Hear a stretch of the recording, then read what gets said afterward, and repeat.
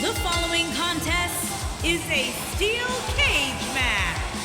Making his way to the ring from Mexico, weighing in at 162 pounds, Rey Furious.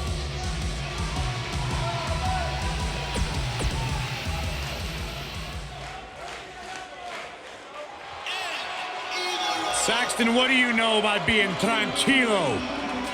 Well, I wouldn't qualify myself as such.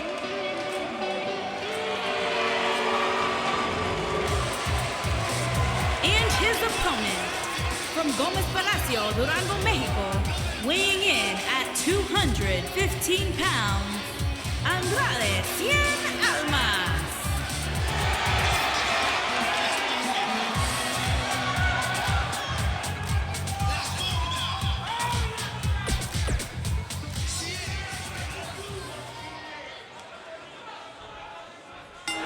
And we're underway. Looking at these two men, I don't think there's going to be anything traditional about this one-on-one matchup. Look at them, locked inside that cage like a couple of rabid animals.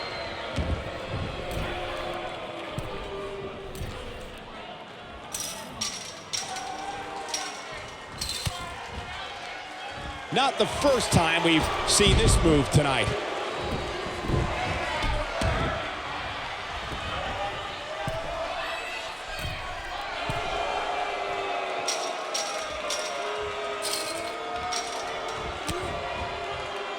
Second time's a charm.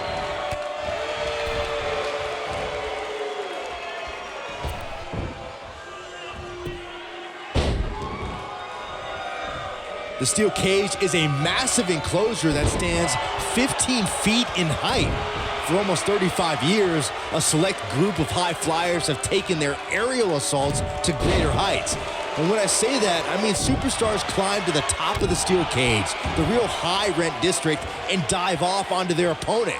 And that all started with one man in October of 1983, Jimmy Superfly Snuka. To your point earlier, Byron, we've definitely seen some unbelievable attacks be launched from the top. Look at this. He's got plenty of gas left in his tank. Gonna take more than that.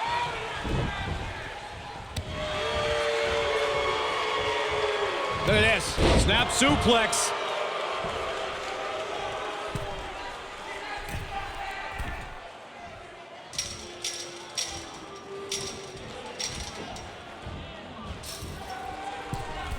Look at this. He's going back to an old friend with that one.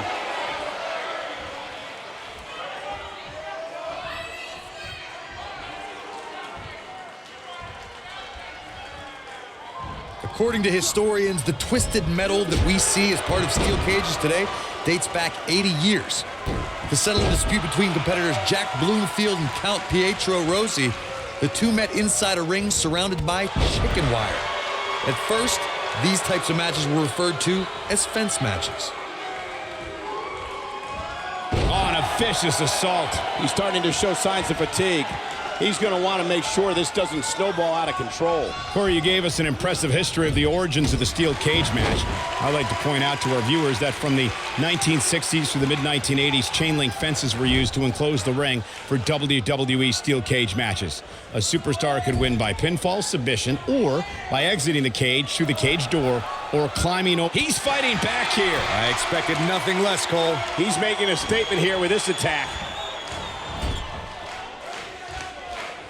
One more time. Uh-oh! The rivalry between Ultimate Warrior and Ravishing Rick. He's got to do more damage before he can get a 3 count. Almas showing the heart that won him the NXT Championship. Oh boy, he is rolling.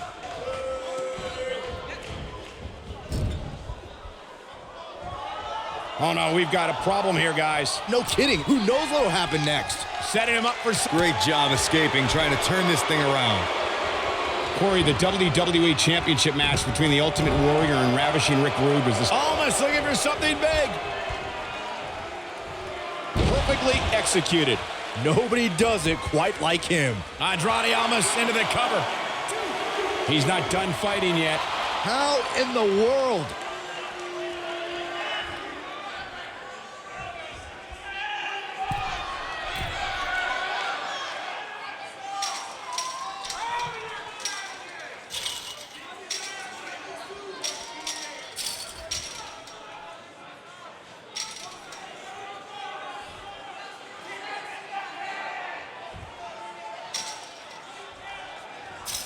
Before 2017's Extreme Rules, there were just 3 previous tag team matches where championship gold was decided inside a steel cage in the history of WWE special events. The Hardy Boys were in 2 of those matches. At Extreme Rules, in order to win the match, both members of a team had to exit the cage and have both feet on the floor. The Hardys used their famous continuity to gain the early advantage until Cesaro and Sheamus utilized their devastating power to slow the pace of the match down. Both teams battled atop the steel cage, but in the end, Sheamus and Cesaro won the race to the arena floor to become new Raw Tag Team Champions.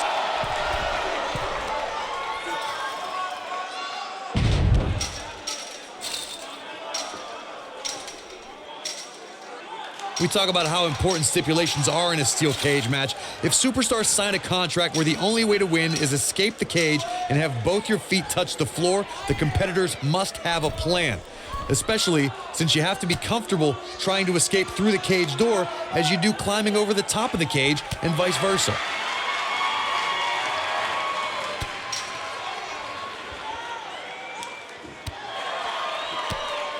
Corey, you touched on something moments ago that's so important for the combatants in a steel cage match to remember. A superstar must be able to think offensively to figure out how they're going to escape the cage. They must think defensively at the same time so they can prevent their opponent from getting out of the cage first and winning the match. Well, a superstar must become comfortable with escaping the cage by both exiting the cage door and by climbing over the top of the cage. They must also be aware of their attributes and what's best for them. Let's just say if you're a giant like The Big Show, The Undertaker, Kane, or even Braun Strowman, it's preferred to exit through the cage door. When this guy's on, look out. He gets it with a reversal.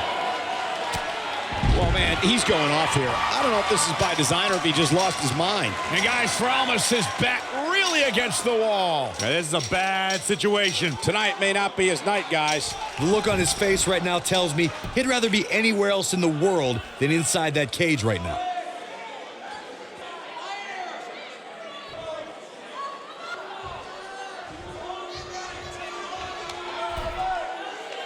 I don't know how these superstars are doing it right now. They've got to be exhausted.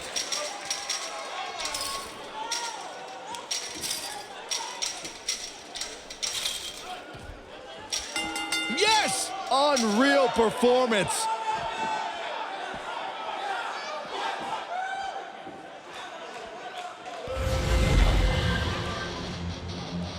Oh boy, I can't believe that thing ended like that. Here's another look at a steel cage match for the ages. That was just one of those matches that the men involved should just be proud to be a part of. A legendary performance. Wow. I haven't seen a match like that in a long time. I might go home and watch a replay. It was that good. Furious. Now that's eking out a win. Hey, they both gave it their all, but in the end, we were left with the best man standing. Thank you for tuning in tonight, folks. We hope you enjoyed that great match.